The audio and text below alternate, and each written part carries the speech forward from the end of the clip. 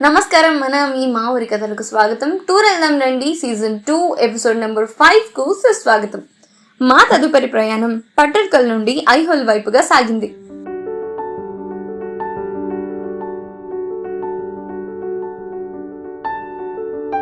ఐహోల్ ని ఐవల్లి, అహివోలాల్ లేదా ఆర్యపుర అని కూడా పిలుస్తారు. ఇది భారతదేశంలోని కర్ణాటకలోని పురాతన మరియు మధ్యయుగ బౌద్ధ, హిందూ మరియు జైన స్మారక కట్టడాల చారిత్రక ప్రదేశం. 7వ శతాబ్దం నుండి 10వ శతాబ్దానికి చెందిన స్మారక చిహ్నాలు ఇక్కడ ఉన్నాయి. వ్యవసాయ భూములు మరియు ఇసుకరాయి కొండలతో చుట్టుముట్టబడిన ఐహోల్ ఒక ప్రధాన పురావస్తు ప్రదేశం. ఇందులో బాగల్కోట్ జిల్లాలోని మలప్రభ నది లోయ వెంబడి విస్తరించి ఉన్న 120 రాతి మరియు గుహ దేవాలయాలు ఉన్నాయి. ఐహోల్ బాదామి నుండి 35 కిలోమీటర్లు మరియు పట్టడ్కల్ నుండి సుమారు 9.7 కిలోమీటర్ల దూరంలో ఉంటుంది. ఈ రెండు చారిత్రకంగా ముఖ్యమైన చాళుక్య స్మారక చిహ్నాలకు ప్రధాన కేంద్రాలు. ఐహోల్ సమీపంలోని బాదామితో పాటు 6వ శతాబ్దం నాటికి ఆలయ వాస్తుశిల్పం, రాతి కళాకృతులు మరియు నిర్మాణ సాంకేతికతతో ప్రయోగాల మూలంగా ఉద్భవించింది.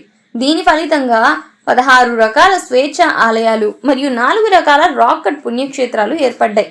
ఐహోల్లో ప్రారంభమైన వాస్తుశిల్పం మరియు కళలలో ప్రయోగాలు యునెస్కో అంటే ప్రపంచ వారసత్వ ప్రదేశం అయిన పట్టడ్కల్లోని స్మారక కట్టడాలను అందించాయి. 100కి పైగా ఐహోల్ దేవాలయాలు హిందూ, కొన్ని జైన మరియు ఒకటి బౌద్ధ దేవాలయం ఉంది. ఇవి ఒకదానికి ఒకటి చాలా దగ్గరగా నిర్మించబడ్డాయి. హిందూ దేవాలయాలు శివుడు, విష్ణువు, దుర్గా, సూర్యుడు మరియు ఇతర హిందూ దేవతలకు అంకితం చేయబడ్డాయి. జైన ఆలయాలు మహావీరుడు, పార్శ్వనాథుడు, నేమినాథుడు మరియు ఇతర జైన తీర్థంకరులకు అంకితం చేయబడ్డాయి. బౌద్ధ స్మారక చిహ్నం ఒక ఆలయం మరియు చిన్న మఠం. హిందూ మరియు జైన స్మారక చిహ్నాలు రెండింటిలోనూ మఠాలు కూడా ఉన్నాయి. అలాగే ప్రధాన దేవాలయాల సమీపంలో కళాత్మక శిల్పాలతో కూడిన స్టెప్వెల్ వాటర్ ట్యాంకుల వంటి సామాజిక ప్రయోజనాలు కూడా ఉన్నాయి. ఇక ఈ ఐహోల్ యొక్క చరిత్ర గురించి తెలుసుకోవాలనంటే చాలానే ఉంది. 4వ శతాబ్దం నుండి 12వ శతాబ్దం వరకు ఉన్న శాసనాలు మరియు హిందూ గ్రంథాలలో ఐహోల్ను ఐవోలే మరియు ఆర్యపుర అని పిలుస్తారని తెలుస్తోంది. వలస రాజ్యాల బ్రిటిష్ కాలం నాటి పురావస్తు నివేదికలలో ఐవల్లి మరియు అహివోలాల్ అని పిలుస్తారని ఉంది.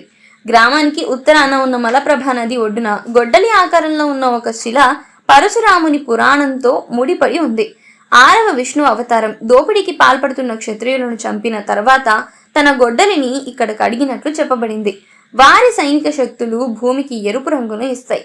19వ శతాబ్దపు స్థానిక సంప్రదాయం నదిలోని రాతి పాదముద్రలు పరశురాముడివి అని విశ్వసించి మేగుటి కొండల సమీపంలో ఉన్న ప్రదేశం చరిత్రపూర్వ కాలంలో మానవ నివాసానికి సంబంధించిన రుజువులను చూపుతుంది. ఐహోల్ ఎంతో చారిత్రక ప్రాముఖ్యతను కలిగి ఉంది. దీన్ని హిందూ రాతి శిల్పకళలకు ఊయల అని పిలుస్తారు. 6వ శతాబ్దంలో ప్రారంభ చాళుక్య రాజవంశం యొక్క ఆవిర్భావానికి సంబంధించి ఐహోల్ యొక్క డాక్యుమెంట్ చేయబడిన చరిత్ర గుర్తించదగింది. ఇది సమీపంలోని పట్టడ్కల్ మరియు బాదామితో పాటు వాస్తుశిల్పం మరియు ఆలోచనల ప్రయోగాలతో ఆవిష్కరణల కోసం ఒక ప్రధాన సాంస్కృతిక కేంద్రంగా మరియు మతపరమైన ప్రదేశంగా మారింది. చాళుక్యులు 6వ మరియు 8వ శతాబ్దాల మధ్య ఈ ప్రాంతంలో కళాకారులను ప్రోత్సహించారు మరియు అనేక దేవాలయాలను నిర్మింపజేశారు. 4వ శతాబ్దానికి చెందిన చెక్క మరియు ఇటుక ఆలయాల ఆధారాలు బయటపడ్డాయి. గుప్త సామ్రాజ్య పాలకుల కింద భారత ఉపఖండం రాజకీయ మరియు సాంస్కృతిక స్థిరత్వాన్ని చూసిన 5వ శతాబ్దంలో ఐహోల్ రాతి వంటి ఇతర పదార్థాలతో ప్రయోగాలను ప్రారంభించారు. 6వ మరియు 7వ శతాబ్దాలలో బాదామి దీన్ని శుద్ధి చేసింది. ఈ ప్రయోగాలు 7వ మరియు 8వ శతాబ్దాల్లో పట్టడ్కల్లో పరాకాష్ఠకు చేరుకున్నాయి. ఇది దక్షిణ భారతదేశం మరియు ఉత్తర భారతదేశం నుండి వచ్చిన ఆలోచనల కలయికగా మారింది. చాళుక్యుల తర్వాత ఈ ప్రాంతం 9 మరియు 10వ శతాబ్దాలలో మన్యఖేట రాజధాని నుండి పాలించిన రాష్ట్రకూట రాజ్యంలో భాగమైంది. 11వ మరియు 12వ శతాబ్దంలో చివరి చాళుక్యులు అంటే పశ్చిమ చాళుక్య సామ్రాజ్యం కళ్యాణి చాళుక్యులు ఈ ప్రాంతాన్ని పాలించారు. 9వ నుండి 12వ శతాబ్దాల వరకు ఈ ప్రాంతం రాజధాని లేదా తక్షణ సమీపంలో లేనప్పటికీ శాసనం, వచన మరియు శైలీకృత ఆధారాల ఆధారంగా ఈ ప్రాంతంలో హిందూ మతం, జైన మతం మరియు బౌద్ధ మతం యొక్క కొత్త దేవాలయాలు మరియు మఠాలు నిర్మించడం కొనసాగింది. ఇది జరిగే అవకాశం ఉందని మిచెల్ పేర్కొన్నాడు. ఎందుకంటే ఈ ప్రాంతం గణనీయమైన జనాభా మరియు మిగులు సంపదతో సంపన్నమైంది. ఐహోల్ 11వ మరియు 12వ శతాబ్దాలలో చాళుక్య రాజులచే సుమారుగా ఒక వృత్తంలో బలపరచబడింది. ఇది రాజధాని దూరంగా ఉన్న రాజులకు ఐహోల్ యొక్క వ్యూహాత్మక మరియు సాంస్కృతిక ప్రాముఖ్యతను సూచిస్తుంది. అయ్యవోలే 500 అని పిలువబడే కళాకారులు మరియు వ్యాపారుల సంఘంతో ఈ కాలంలో ఐహోల్ హిందూ దేవాలయ కళలకు కేంద్రంగా పనిచేసింది. డెక్కన్ ప్రాంతం మరియు దక్షిణ భారతదేశంలోని చారిత్రక గ్రంథాలలో వారి ప్రతిభ మరియు విజయాల కోసం జరుపుకుంటారు. 13వ శతాబ్దంలో మరియు ఆ తర్వాత ఢిల్లీ సుల్తానేట్ సైన్యాలు ఈ ప్రాంతాన్ని ధ్వంసం చేసిన మలప్రభ లోయ డెక్కన్లో ఎక్కువ భాగం దాడులు మరియు దోపిడీకి లక్ష్యంగా మారింది. శిథిలాల నుండి విజయనగర సామ్రాజ్యం ఉద్భవించింది. ఇది కోటలను నిర్మించింది మరియు స్మారక చిహ్నాలను రక్షించింది. ఇది బాదామిలోని కోటలని శాసనాల ద్వారా రుజువు చేయబడింది. అయితే ఈ ప్రాంతం విజయనగర హిందూ రాజులు మరియు బహమనీ ముస్లిం సుల్తానుల మధ్య వరుస యుద్ధాలను చూసింది. తలిగోడలో విజయనగర సామ్రాజ్యం ఓడిపోయిన తర్వాత ఐహోలే బిజాపూర్ నుండి ఆదిల్ షాహీ పాలనలో భాగమైంది. కొంతమంది ముస్లిం కమాండర్లు దేవాలయాలను నివాసంగా మరియు వారి సమ్మేళనాలు, ఆయుధాలు మరియు సామాగ్రిని నిల్వ చేయడానికి గారిసన్ గా ఉపయోగించారు. శివునికి అంకితం చేయబడిన హిందూ దేవాలయం లార్డ్ ఖాన్ ఆలయం అని పిలువబడింది. దీన్ని ముస్లిం కమాండరు తన కార్యాచరణ కేంద్రంగా ఉపయోగించుకున్నాడు మరియు అప్పటి నుండి ఈ పేరును ఉపయోగించారు. 17వ శతాబ్దం చివర్లో ఔరంగజేబు ఆధ్వర్యంలో మొఘల్ సామ్రాజ్యం ఆదిల్ షా నుండి ఈ ప్రాంతంపై నియంత్రణను పొందింది. ఆ తర్వాత మరాఠా సామ్రాజ్యం ఈ ప్రాంతంపై నియంత్రణ సాధించింది. 18వ శతాబ్దపు చివరిలో హైదర్ అలీ మరియు టిప్పు సుల్తాన్లను జయించడంతో ఇది మళ్లీ చేతులు మారింది. బ్రిటిష్ వారు టిప్పు సుల్తాన్ను ఓడించి ఈ ప్రాంతాన్ని స్వాధీనం చేసుకున్నారు. ఐహోలే, బాదామి, పట్టడ్కల్ వద్ద ఉన్న స్మారక చిహ్నాలు ప్రారంభ ఉత్తర శైలి మరియు హిందూ కళల ప్రారంభ దక్షిణ శైలి మధ్య పరస్పర చర్య యొక్క ఉనికి మరియు చరిత్రను చూపుతాయి. ఈ విషయాన్ని మనం ఇదివరకే చర్చించుకున్నాం. ఇక ఈ ఐహోల్లో ఉన్నటువంటి కొన్ని ముఖ్యమైన ఆలయాల గురించి కూడా చర్చించుకుందామా? అంతకంటే ముందు మీరు ఇంకా ఈ ఛానల్ ని కనుక సబ్స్క్రైబ్ చేసుకున్నట్లయితే వెంటనే సబ్స్క్రైబ్ చేసుకుని పక్కనే ఉన్న బెల్ ఐకాన్ పై క్లిక్ చేయండి. ఈ వీడియో నచ్చితే లైక్ చేయండి, షేర్ చేయండి, కామెంట్ చేయండి. ఇక కథనంలోకి వెళ్తే ముందుగా శ్రీ చాళుక్య శివాలయం, అదే లార్డ్ ఖాన్ ఆలయం. చాళుక్య శివాలయం గతంలో లార్డ్ ఖాన్ ఆలయం అని పిలిచేవారు, అంటే ముస్లింలు మరియు బ్రిటిష్ వారి కాలంలో. ఇది ఐహోల్ నడి ఒడ్డున మలప్రభ నది ఒడ్డున ఉన్న శివునికి అంకితం చేయబడిన ఒక హిందూ దేవాలయం. ఈ ఆలయం ఐహోల్లోని పురాతన దేవాలయాల్లో ఒకటిగా పరిగణించబడుతుంది. ఈ ఆలయం దుర్గా ఆలయానికి దక్షిణంగా ఉంటుంది. ఈ ఆలయాన్ని central archaeological survey of India జాతీయ ప్రాముఖ్యత కలిగిన స్మారక చిహ్నాలుగా పరిరక్షించింది. ఈ ఆలయం 5వ శతాబ్దంలో నిర్మించబడిందని భావిస్తున్నారు. వాతాపి చాళుక్య రాజవంశం యొక్క మొదటి సార్వభౌమాధికారి అయిన 1వ పులకేశిని అశ్వమేధ యజ్ఞం చేసిన హాల్లో ఈ ఆలయం మొదటిగా ఉందని నమ్ముతారు. తరువాత ఈ ఆలయాన్ని మతపరమైన కార్యక్రమాలకి ఉపయోగించారు. ఈ విషయం కూడా మనం ఇదివరకే చర్చించుకున్నాం. ముందు ఈ ఆలయం సూర్యనారాయణ దేవాలయంగా, తర్వాత విష్ణుమూర్తి ఆలయంగా, ఆ తర్వాత శివాలయంగా మారింది. ఆదిల్ షాహీ రాజవంశం పాలనలో లార్డ్ ఖాన్ అనే జనరల్ ఈ ప్రాంతంలో తన సైనిక ప్రచారంలో ఈ ఆలయాన్ని తన నివాసంగా ఉపయోగించుకున్నాడట. అందువల్లే ఈ ఆలయాన్ని లార్డ్ ఖాన్ ఆలయం అని పిలుస్తారు. ఆలయంలో ఒక గర్భగృహం ఉంది. దాని ముందు మండపం మరియు అభయారణ్యం చుట్టూ ప్రదక్షిణలు చేయటానికి ఒక కప్పబడిన మార్గం కనిపిస్తుంది. ముఖ మండపం గర్భగుడి ముందు ఉంది మరియు 12 చెక్కిన స్తంభాల సమితిని కలిగి ఉంటుంది. సభా మండపం మహామండపానికి దారి తీస్తుంది మరియు స్తంభాలు 2 కేంద్రీకృత చతురస్రాలను ఏర్పరుస్తాయి. గోడలపై పూల నమూనాలు ఉన్నాయి మరియు కిటికీలు ఉత్తర శైలి పనితనం కలిగి ఉంటాయి. గర్భగుడికి ఎదురుగా హాల్ మధ్యలో 2వ చిన్న గర్భగుడి ఉంటుంది. దీని వెలుపలి గోడలు అనేక చెక్కిన చిత్రాలను కలిగి ఉన్నాయి. నిజానికి విష్ణుమూర్తికి అంకితం చేయబడింది. ఇప్పుడు ప్రధాన మందిరంలో నందితో కూడిన శివలింగం ఉంది. ఈ ఆలయం పంచాయతన శైలిలో నిర్మించబడింది. దీర్ఘ చతురస్రాకార నిర్మాణంతో ప్రారంభమై చతురస్రాకారంలో ముగుస్తుండటం ఈ ఆలయం ప్రత్యేకత. మంటపానికి 2 రకాల పైకప్పులున్నాయి. ఒకటి చతురస్రాకార పైకప్పులు మరియు గృహ పైకప్పులు. గోపురం వంటి ఈ పైకప్పులు 4 స్తంభాలపై ఉన్నాయి. చాళుక్య ఉత్సవ అంటే పండుగ అనేది కర్ణాటకలోని చారిత్రక నగరాలైన ఐహోల్ మరియు బాదామిలలో జరిగే వార్షిక వారసత్వ మరియు సాంస్కృతిక ఉత్సవం. ఈ పండుగ ఫిబ్రవరి నెలలో 2 నుండి 3 రోజుల వరకు ఉంటుంది. ఈ ఆలయం ఐహోల్ బస్టాండ్ నుండి 300 మీటర్ల దూరంలో ఉంటుంది. ఆ తర్వాత శ్రీ సూర్యనారాయణ ఆలయం. సూర్యుడిని ప్రత్యక్ష దేవత అంటారు. సూర్యుడు లేకుండా భూమిపై జీవితం సాధ్యం కాదని అందరికీ తెలుసు. అతన్ని సూర్యనారాయణ అని కూడా అంటారు. సూర్యుడిని సూర్యనారాయణ అని ఎందుకు పిలుస్తారో మనలో చాలా మందికి తెలియదు. నారాయణుడు విష్ణువు. పురాతన గ్రంథాల ప్రకారం నారాయణ రూపి విష్ణువు సూర్య దేవతలో నివసిస్తూ ప్రపంచం మొత్తానికి శక్తిని ఇస్తాడు. అందుకే సూర్యనారాయణ అంటే విష్ణు రూపి సూర్యుడు అని అర్థం.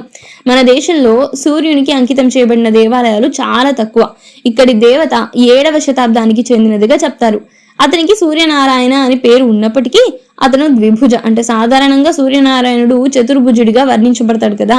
శ్రీ సూర్యనారాయణ దేవాలయం ఐహోల్లోని ప్రముఖ ఆకర్షణలలో ఒకటి.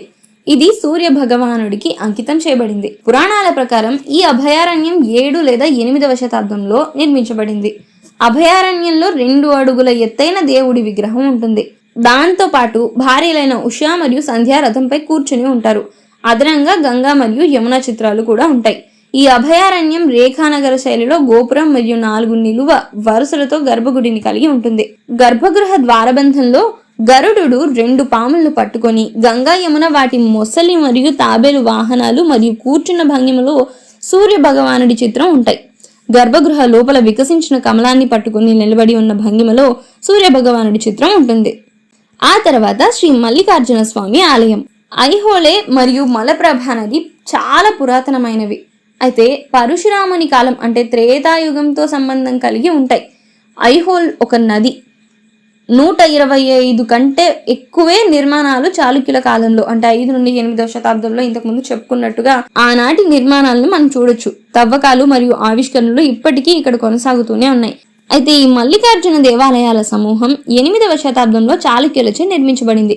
5 పుణ్యక్షేత్రాలను కలిగి ఉన్న ఈ ఆలయాలు ఆ కాలంలోని అద్భుతమైన కళాత్మక వాస్తుశిల్ప మరియు అమలు నైపుణ్యాలను ప్రదర్శిస్తాయి. ఐహోల్ చాళుక్యుల మొదటి రాజధాని మరియు 5వ నుండి 8వ శతాబ్దపు ఒక ప్రసిద్ధ చరిత్రను కలిగి ఉంది. తర్వాత రాజధాని బాదామి వాతాపికి మార్చబడింది. చాళుక్య రాజవంశం తరువాత పశ్చిమ చాళుక్యులు మరియు తూర్పు చాళుక్యులు. పశ్చిమ చాళుక్యులనంటే కళ్యాణి ఆధారిత కర్ణాటక మరియు తెలంగాణ ప్రాంతాలను పాలించిన వారు. తూర్పు చాళుక్యులనంటే వేంగి ఆధారిత ఆంధ్ర మరియు ఒరిస్సా ప్రాంతాలను పాలించిన వారు. ఇదే చాళుక్య రాజవంశం ఏర్పడటానికి దారితీసింది. ఇక మల్లికార్జున స్వామి ఆలయం గురించి చెప్పాలంటే ఆలయ సముదాయంలో నిత్య పూజలను అందుకుంటున్న విరూపాక్ష ఆలయానికి ఉత్తర వైపు ఉన్న ఈ ఆలయం అపారమైన శిల్ప సంపదతోనూ విశాలమైన మండపాలతోనూ అలరారుతూ విరూపాక్ష స్వామి ఆలయాన్ని పోలి ఉంది.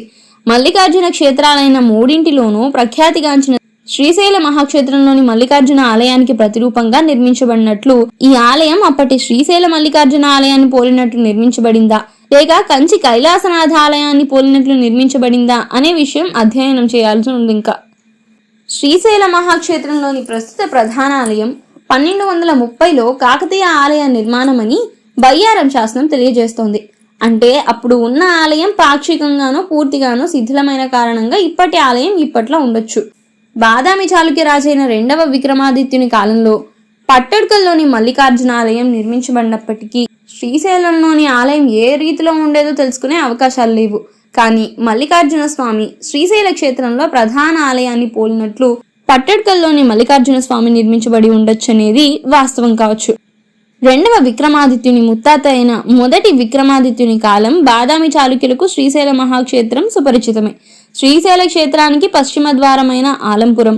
ఈ కారణంగా కూడా శ్రీశైల ఆలయాన్ని పోలిన ఆలయం పట్టడ్కల్లో ఔచిత్యం కనబడుతుంది.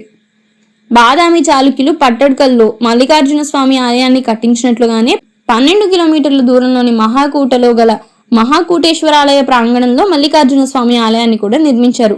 ఈ విషయం కూడా మనం మునుపటి ఎపిసోడ్లోనే తెలుసుకున్నాం. ఈ సముదాయంలో 5 పుణ్యక్షేత్రాలు ఉన్నాయన్నాం కదా. మల్లికార్జునుడు బహుశా 8వ శతాబ్దానికి చెందింది. ముఖమండపం, రంగమండపం మరియు గర్భగుడితో కూడిన పీఠంపై నిలబడి ఉంటుంది. మండప స్తంభాలు చక్కటి శిల్పాలను కలిగి ఉంటాయి. ప్రధాన శివాలయం గోడలు మరియు స్తంభాలు విష్ణువు, నరసింహుడు, గణేశుడు, సంగీతకారులు మరియు నృత్యకారులు వంటి ఇతివృత్తాలతో చెక్కబడినవి. ఈ సముదాయం శివునికి అంకితం చేయబడి మరియు నంది మండప స్మారక చిహ్నం కూడా ఉంటుంది. దేవాలయాల వెలుపల కాంప్లెక్స్ లోపల శక్తి సంప్రదాయానికి చెందిన సప్తమాత్రికలు అంటే 7 తల్లులు చెక్కిన స్లాబ్ ఉంది. ఆలయానికి సమీపంలో నీటి వినియోగానికి ఒక పెద్ద మెట్ల బావి కూడా ఉంది. ఇవండి ఐహోల్ విశేషాలు. ఇంకా చెప్పాలనంటే చాలానే చరిత్ర ఉంది. ఆ చరిత్రంతా మీకు చాళుక్యుల గురించి ఇంకొక సపరేట్ సిరీస్ చేసేటప్పుడు క్లుప్తంగా చెప్తాను. ఇంకా ఐహోల్ నుండి మా ప్రయాణం కూడల సంగమం వైపుగా సాగింది. అక్కడితో మా టూర్ ముగిసింది. కాబట్టి టూర్ వెళ్దాం రండి సీజన్ 2 కూడా ముగుస్తుంది. టూర్ వెళ్దాం రండి సీజన్ 2 ఆఖరి ఎపిసోడ్లో కలుద్దామా మరి? ఇక సెలవు.